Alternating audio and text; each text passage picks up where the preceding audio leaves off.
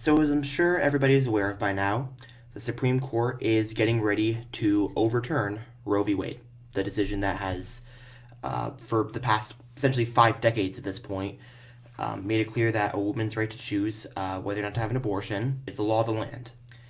And now, after 5 decades of precedent, they're now getting ready to overturn it.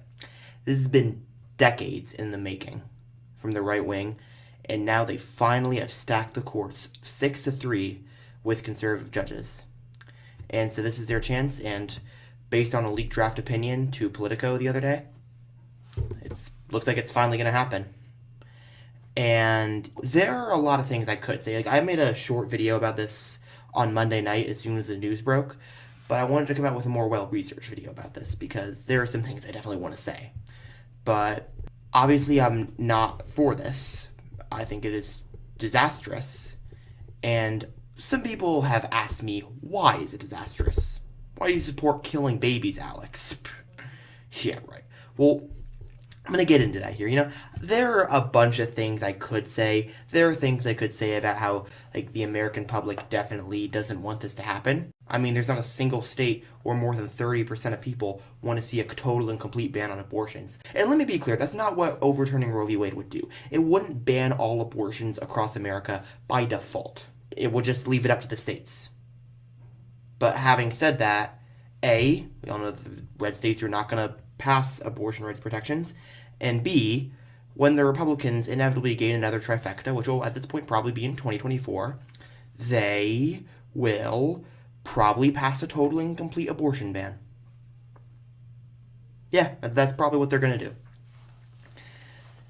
So, pretty soon, it probably will be the case. But I just wanted to make this video just to ask everybody out there who may be supporting this decision from the Supreme Court a few questions about abortion, just to see where you stand on these. Question number 1, when are you going to start advocating for policies like a living wage and paid family and medical leave so that women won't feel as if their only choice is to get an abortion because they can't afford to take care of a baby? Here's a little factoid. How many abortions do you think happen because of economic hardships? Nearly all of them. 96.5% of abortions happen because of social and or economic hardships. What do you think would help improve these social and economic hardships? Maybe raising the minimum wage so that people wouldn't actually be in poverty and they could actually afford to take care of a baby. Maybe paid family and medical leave so that they could actually take time off to raise their new child without fear of losing pay for it and potentially going into poverty. Did any of this cross any of your minds? And I'm sure that with how hell-bent the Republican Party is on stopping abortion at all costs, they will come out full throttle for policies like this. Am I right? But if you raise the minimum wage, you actually reduce the number of opportunities for folks like Slade and Cassie to be able to go to work and support a family. You actually increase the costs, you lower employment, and you have a negative impact on the long-term viability economically of everyday families like Cassie's and Slade's. Specifically when it comes to the $15 an hour federal minimum wage issue, this would be so harmful for our Iowa small businesses. Okay, I wasn't right on the living wage, but surely there are Republicans who will support paid family and medical leave, am I correct?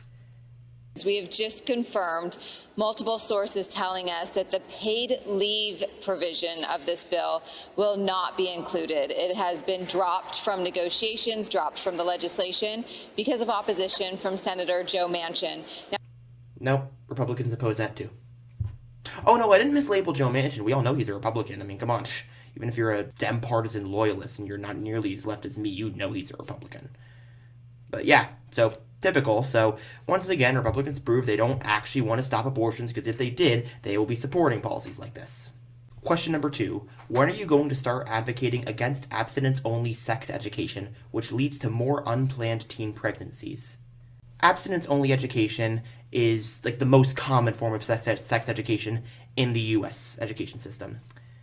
It basically just says, don't have sex outside of marriage and you'll be fine.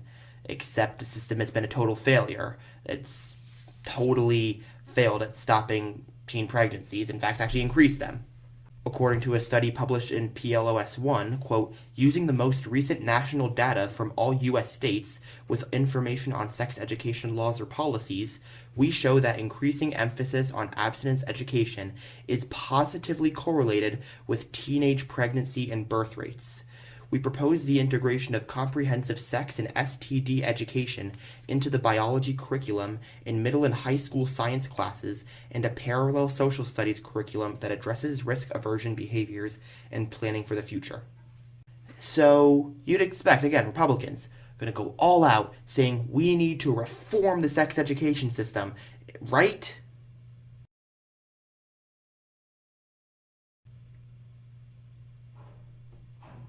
I mean, maybe that's my fault for not being so specific. Yeah, let's do away with the entire sex education system instead of actually, reforming it, because, for as bad as abstinence only is, it couldn't possibly be any worse. Like, if we just get rid of it altogether, could it possibly be?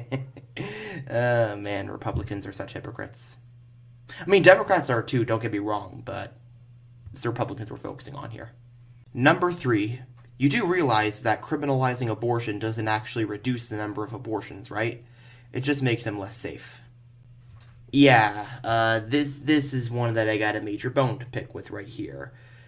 You'll hear the Republicans say up and down, we need to protect life.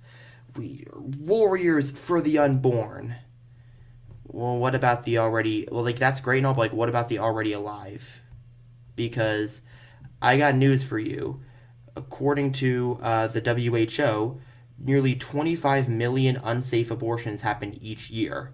And, quote, in contrast to a legal abortion that is carried out by a trained medical provider, says Amnesty International, unsafe abortions can have fatal consequences. So much so that unsafe abortions are the 3rd leading cause of maternal deaths worldwide and lead to an additional 5 million largely preventable disabilities, according to the WHO.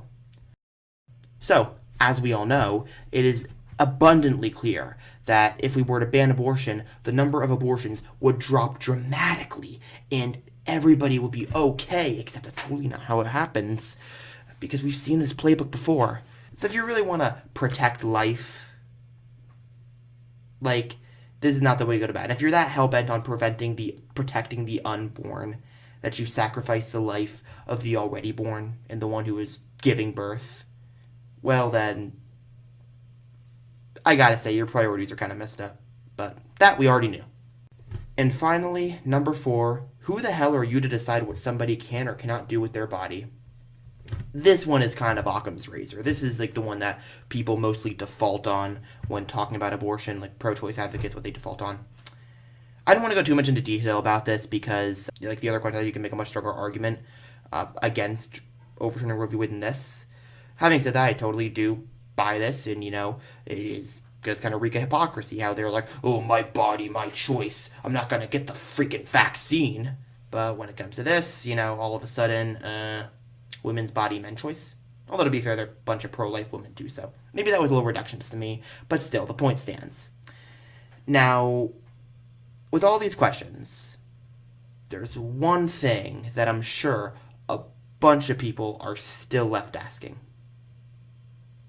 What about adoption? Just adopt the baby. Just give it up for adoption already. You don't have to kill it. Just give it up for adoption. I'm going to talk about that. Don't think I've forgotten about that. No, I have not. It comes down to one main argument. Romania. You know what happened when they banned abortions? It's not often I do this on this channel, but I am going to give a content warning here, because I'm going to be talking about abuse, I'm going to be talking about child exploitation, I think it's fair to call it that. I'm going to be talking about a bunch of disturbing things that I've already talked about to this point. it's going to be amplified here. So skip this part of the video or click away if you're uncomfortable talking about that kind of stuff. But I do need to bring this up because I know, because it's just something I feel is important to talk about in the context of this. Romania's prohibition of the procedure of abortion was disproportionately felt by low-income women and disadvantaged groups, which abortion rights advocates in the United States fear would happen. As a last resort, many Romanian women turned to home and back alley abortions, and by 1989, an estimated 10,000 women had died as a result of unsafe procedures. The real number of deaths might have been much higher, as women who sought abortions and those who helped them faced years of imprisonment if caught. Maternal mortality skyrocketed, doubling between 1965 and 1989. Another consequence of Romania's abortion ban was that hundreds of thousands of children were turned over to state orphanages. When communism collapsed in Romania in 1989, an estimated 170,000 children were found warehoused in filthy orphanages, having previously been hidden from the world. Images have emerged of stick-thin children, many of whom had been beaten and abused. Some were left shackled to metal bed frames. So obviously, hearing about all that is absolutely horrific, and I hope that even the most ardent opponent of Roe v. Wade can understand that. So, this is why the adoption argument falls flat, because this is what happened the last time they were just told just to give them up for adoption. Now I get it. Conditions are not as barbaric now as they were back then. Having said that, the foster care system in America is still screwed up, and left, right, center, whatever your ideology is, you know that, I know that. Anybody who denies that should be treated as on the same level as flat earthers or climate change deniers, honestly. At this point, you have to be intentionally stupid not to believe that. So, that's what I gotta say. I'm sure there are a bunch of other arguments I could have made, but this video has gone on long enough.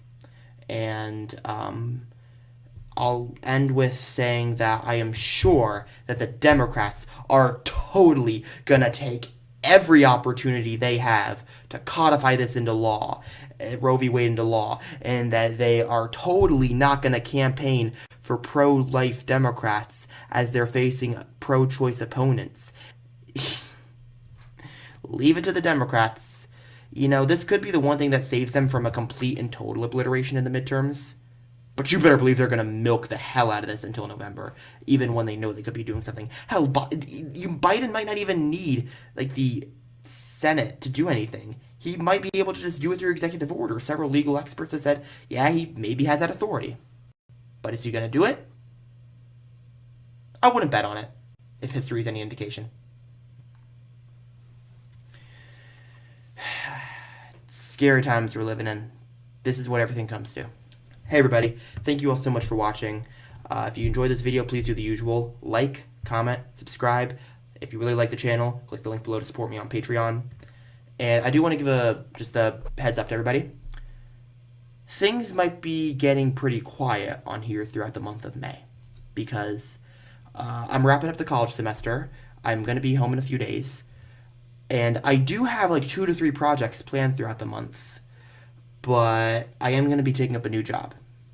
And I don't know how long, how many days I'm going to be working there. So I might not be able to post as often depending on how busy I am. I imagine some days I'll be very busy. Other days I might not be as busy. But again, I have 2 to 3 projects that I do want to upload throughout the month of May. But if I am dormant aside from those, that's why. But the video I did on Monday night, like this whole breaking news thing for about Roe v. Wade being overturned, that did end up going over pretty well. So if you guys want me to do any more of those, those breaking news shorts, I generally don't like to do those because, again, I like to focus more on research content like this and my video essays. But if that's something you guys want to see me do, give you my live reaction to big news as it comes out, I might do one every now and then only if I have a really strong reaction to what the news is. But if it's something you're interested in, leave a comment below and let me know. And for now, be sure to check out some related videos I have right over here.